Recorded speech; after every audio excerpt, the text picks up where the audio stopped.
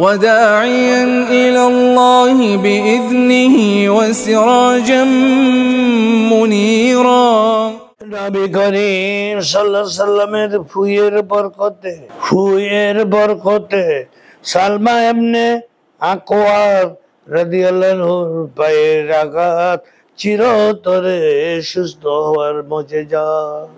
নবীর জীবনে কত মুজিজা গো মা বোনেরা ভাইয়েরা পড়ো শোনো দেখো। ফাউল আলেমদের ওয়াজ নসিহত গান বাজনা শুনিও না। মেশকাত শরীফ 533 নম্বর পৃষ্ঠায়, বুখারী শরীফ দ্বিতীয় খণ্ড 605 নম্বর পৃষ্ঠায় 4053 নম্বর হাদিসে হযরত ইয়াজিদ ইবনে আবু উবাইদা রাদিয়াল্লাহু আনহু হতে বর্ণিত, তিনি বলেন, আমি হযরত সালামা ইবনে আকওয়া রাদিয়াল্লাহু আনহুর পায়ের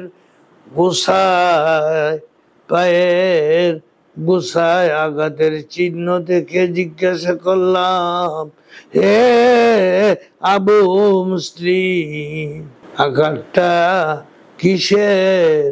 তিনি বললেন, এই আঘাত খায়বার যুদ্ধে লেগেছিল। আঘাত এত বেশি লেগেছিল যে লোকেরা বলা বলি করতেছিল সালামা মৃত্যুবরণ করেছেন। সালামা বলেন, অতঃপর আমি নবী সাল্লাল্লাহু আলাইহি ওয়াসাল্লামের নিকট আসলাম। তিনি আমার জখমের উপর নবীজি আমার জখমের উপর ফু দিলেন। ফলে সেই সময় হতে অদ্যবধি আর আমার কোনো প্রকারের কষ্ট হয় নাই। আল্লাহ।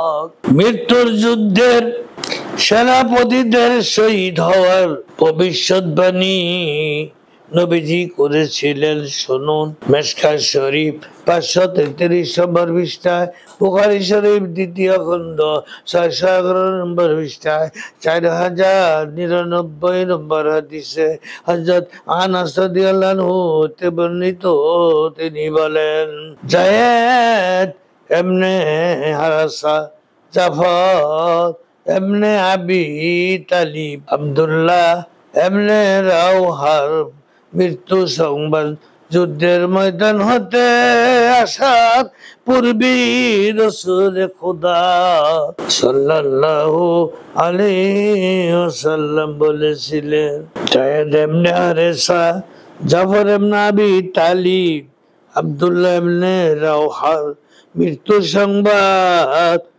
যুদ্ধের ময়দান হতে আসার পূর্বেই রাসূলুল্লাহ সাল্লাল্লাহু আলাইহি ওয়াসাল্লাম লোকদিগকে জানিয়ে দিয়েছিলেন। আল্লাহু আকবার। রণক্ষেত্রের বিবরণ শুনুন। রণক্ষেত্রের বিবরণ তিনি এইভাবে দিয়েছেন, নবীজি এইভাবে বলেছেন, যায়েদ পতাকাতে নিয়েছে, সে শহীদ হয়েছে। তারপর জাফর পতাকাতে নিয়েছে, সেও শহীদ হয়েছে।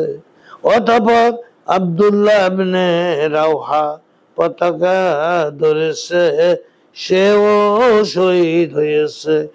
এরপর রাসূল খুদা সাল্লাল্লাহু আলাইহি ওয়াসাল্লাম বললেন, আল্লাহ তরবারি সমূহের এক তরবারি অর্থাৎ খালেদ ইবনে ওলীদ জানটা